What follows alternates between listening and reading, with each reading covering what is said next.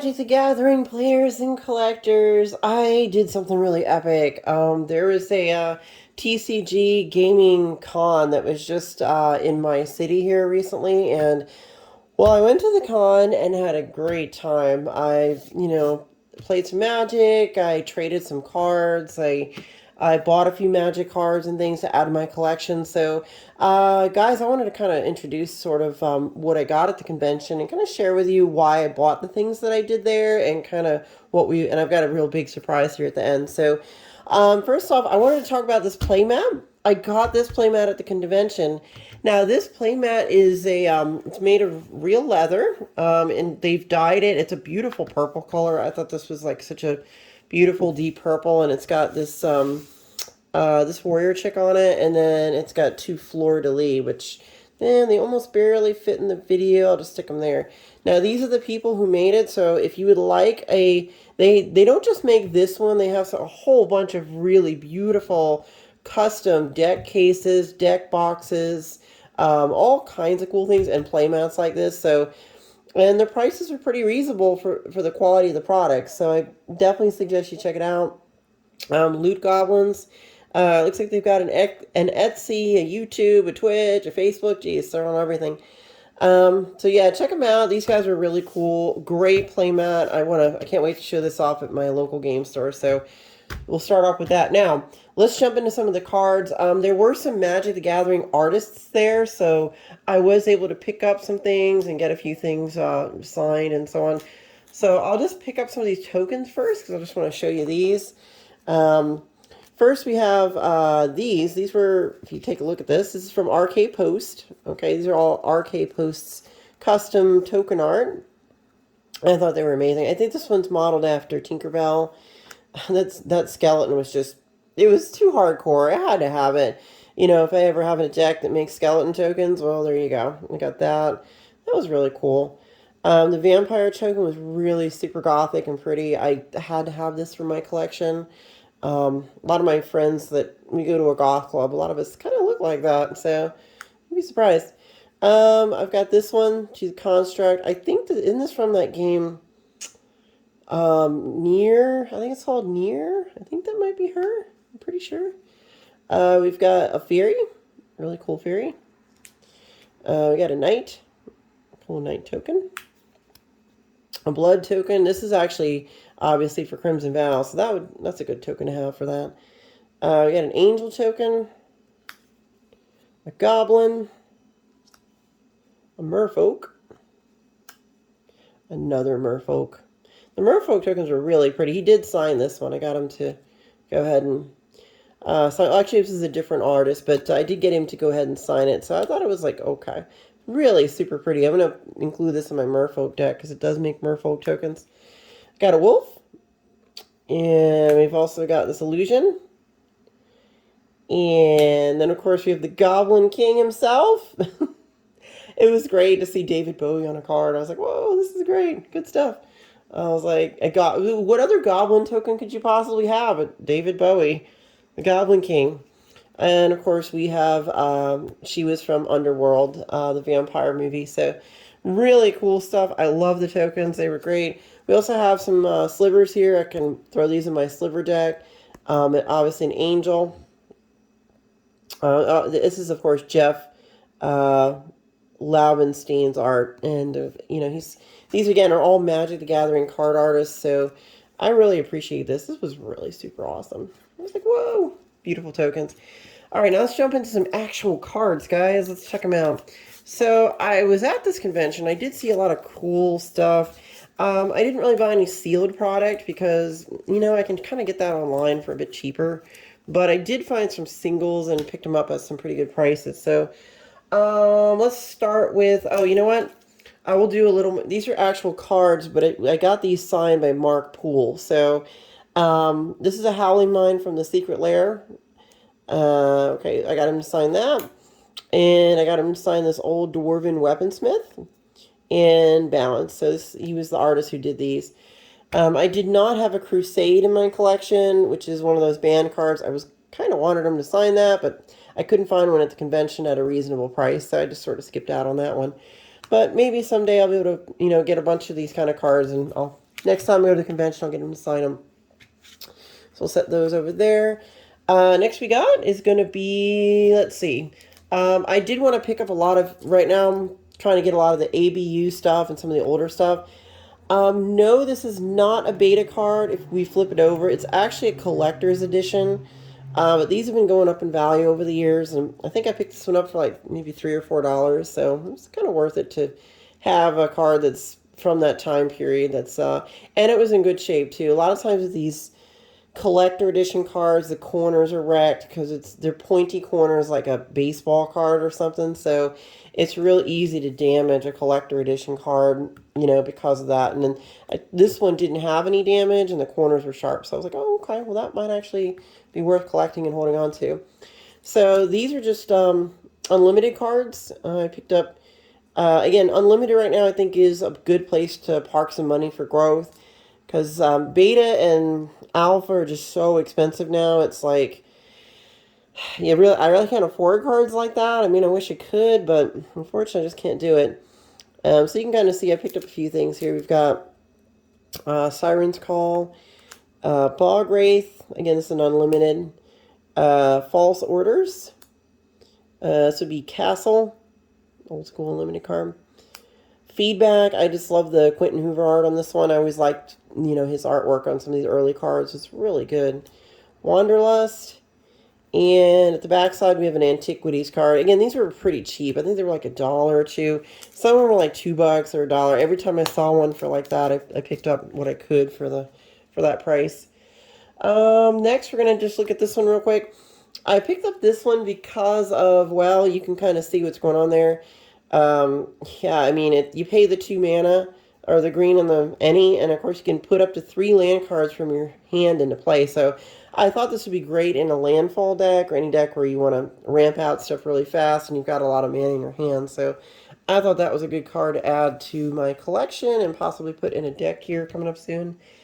Let's jump into the foils. Now, I am really kind of trying to get as many of these kind of cards as I can right now, because while they're not worth a lot, I just have a feeling that as time progresses, these are going to increase in value. And I did see some deals out there on some of these that were cheaper than online, so I figured I would go ahead and grab some of them. So let's go ahead and take a look at them. Nothing too crazy or special here, but we got Ticking Gnomes. He's pretty cool. We've got Disappear. Again, look at the way that, I love the way that the blue cards, the foiling on these pops out like that. I mean, you just don't get that nowadays. Even, I don't know what it is. And the fact that they can foil it and then keep the middle unfoiled, which I assume that they did do this recently with, I think, the new set, was it? It was like Modern Horizons 2, I believe, and I think maybe what was the other one? Time Spiral Remaster. I think they did it in there, but you can kind of see it. They just had it right back then, the Shooting Star foils are just really cool stuff. We got Strength of Lunacy. If you want to look these cards up, they may have gone up since I purchased them, or they could be the same. I'm not sure. We got a Stun, Rank and File, again, another old school foil. We got Sita Sanctuary. Again, look at you got the art, but of course the pop on the foil is really good. Radiant Dragoons, Thrawn War Machine, Sengir Vampire. I think this is from a set called Beatdown. It must have been like a special edition sort of short print run kind of thing, but I thought it was kind of neat to have it. Because this guy's actually a very common creature in Magic the Gathering's history, but this particular treatment I had never seen, and I think the art might be unique to that set. So I was like, that might be neat to have. We got Tradewind Rider. I believe this might be... oh, no, this is not foil. This is just a regular one, so he just got kind of stuck in there. We got a Croson Tusker. Just a regular 7th edition foil island. 7th edition foil mountain. Goblin Gardener from 7th edition again, foil. Wing Snare. Yavimaya Enchantress. Indentured Djinn. Timberwatch Elf. Viceling. Slice and Dice. Icy Manipulator this is for a card called Deck Masters, I believe. It was like a something from a long time ago. I think it was a book or a magazine or something, so it's been a long time for this. Croson Tusker, Croson Wayfarer, looks like Penumbra Worm, Chain of Acid, Ambush Commander, Nantuko Cultivator, another Sita Sanctuary, and last but not least on our legacy foils is going to be Shoving Match. So again, guys, this was really kind of neat to be able to pick up a lot of old school foils. I didn't really have much money at the age when these were a thing, these legacy foils and things, so I wouldn't have never been able to pick them up when I was a kid. So it was really neat to be able to grab some of them when I could, you know. Next, we have one extra foil. If I got this for a deck, I just kind of like it. Its only drawback is it costs two blue and 2 any. Whenever a permanent deals damage to you, return it to its owner's hand. I kind of like that. The only negative is if you have a player that's playing a bounce deck or something, you might have some issues if you bounce it back to their hand and then they put it back out and it triggers something. But as long as you're not playing in that kind of a meta where there's someone that has that type of deck in play, it is a pretty good deterrent to keep people from attacking you. So you can kind of build board state with this card. People see it on board and they want to keep their thing on the battlefield, so they tend not to attack you that much. So a foil version was kind of neat to have. Now, here we go. We're going to hit the reserve list. I picked up some reserve list grabs. Some of these weren't very expensive, and the one in the back is going to be a big surprise. So, Anne's Around Ruins. This one, it's still like $1 or $2 or $3, I think. And I look at this, and it's in red. Okay, you can choose a creature type. Creatures of that type do not untap in their controller's untap phase. So this is total tribal hate coming out of red. So if you're playing a goblin deck, just mono red or something, or even a dual color deck, but as long as, if you're against a really heavy aggro deck player, you put this out and they really can't untap their stuff. It's just kind of so good. I look at this card and I see how cheap it is, and I'm like, why is this not a $10 or $20 card? I know it's Homelands, and who cares about Homelands, I guess, but just it seems like it's a little, I think the market's getting it wrong on this one, because I just don't see how it's like only a couple dollars for this. I've been buying these for a long time, just waiting for them to go up, so we'll see. Next we got, this is Contorn. Again, I got a lot of these cards for pretty inexpensive. I don't think this was more than a couple dollars. So, really pretty artwork. Old Phil Foglio art from way back in the day, and this is Fallen Empires. Again, not a winter Magic set. Winter or a winner is what I'm trying to say. But it has good art. It is on the reserve list, so it's a good pickup. Next we got is Dark Pact. This one's on the reserve list for sure. I think I picked it up for maybe $1 or $2. Lodestone Bauble. This one's on the reserve list. I did pick up a few of these, so that's really useful. Ice Cauldron, I believe this one's on the reserve list. I didn't have one, so I figured I would add it to the collection. Teferi's Realm, again, and I believe it's another reserve list card.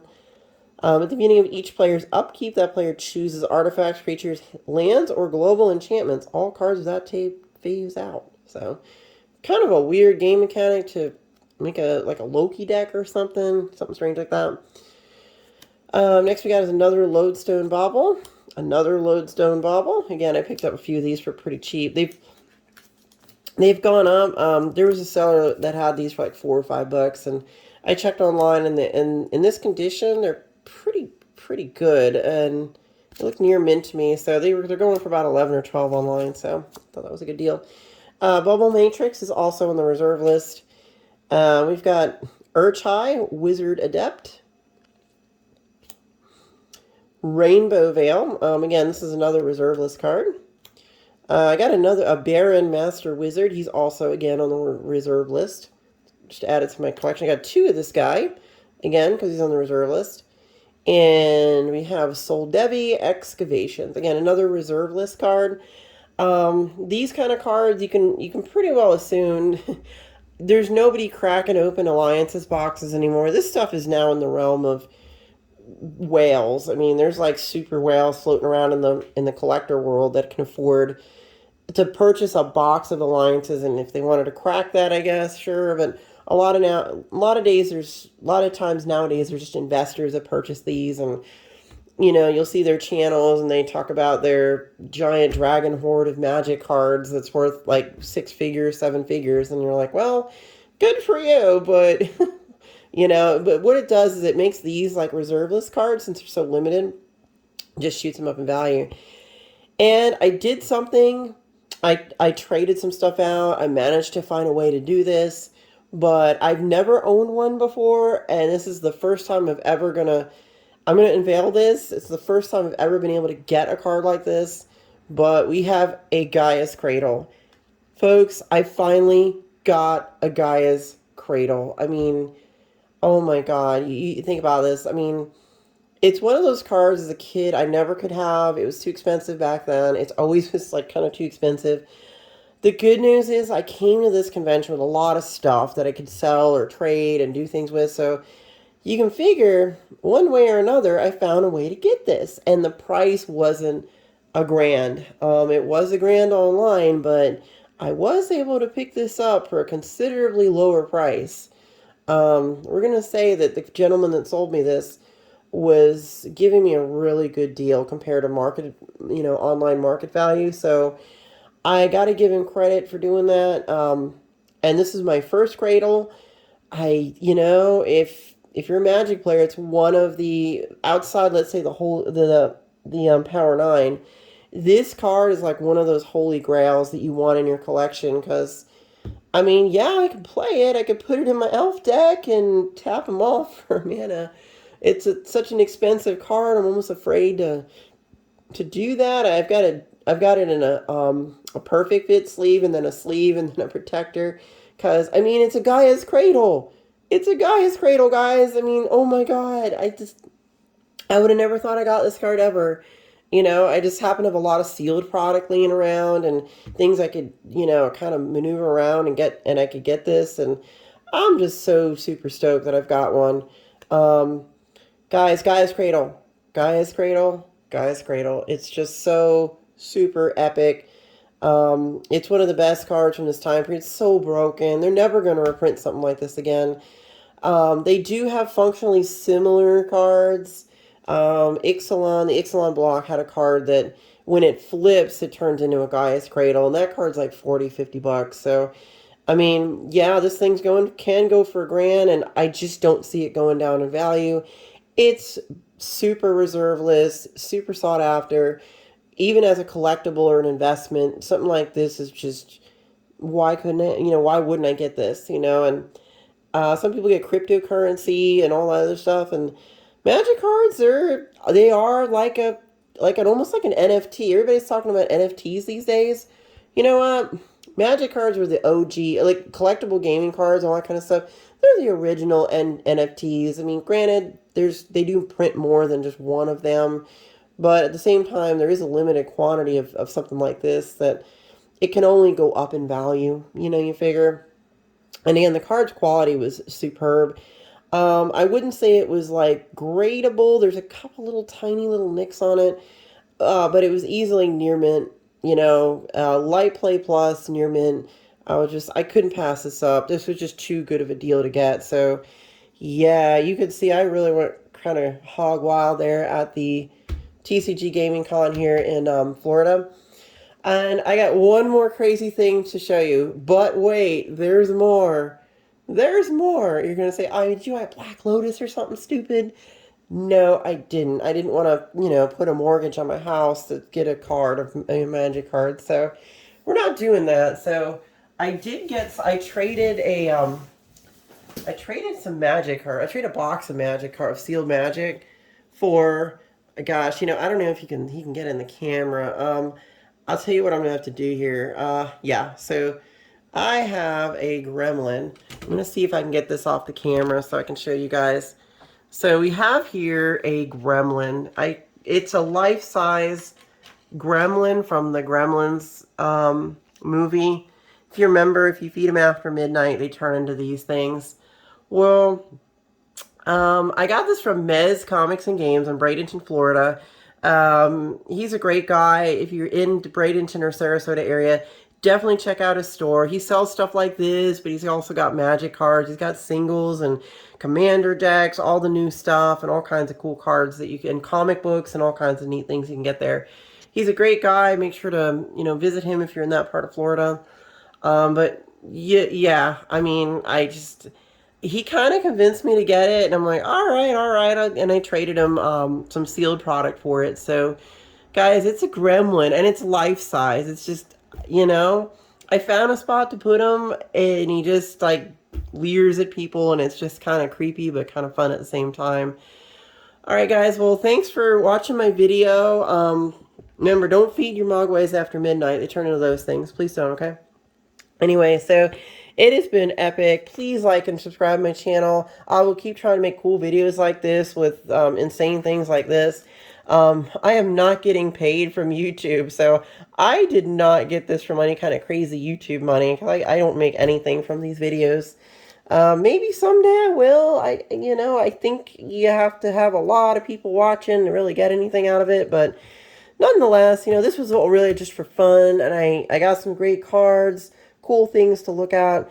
So, guys, thanks for watching my channels, and drop some comments in here. Tell me what you think about all this, and I look forward, or I'll reply to your comments and things, and I do look forward to making more videos. You should see some more content coming out from me here in the next few days, but I'll see you guys soon, and we will go on more crazy adventures. Bye.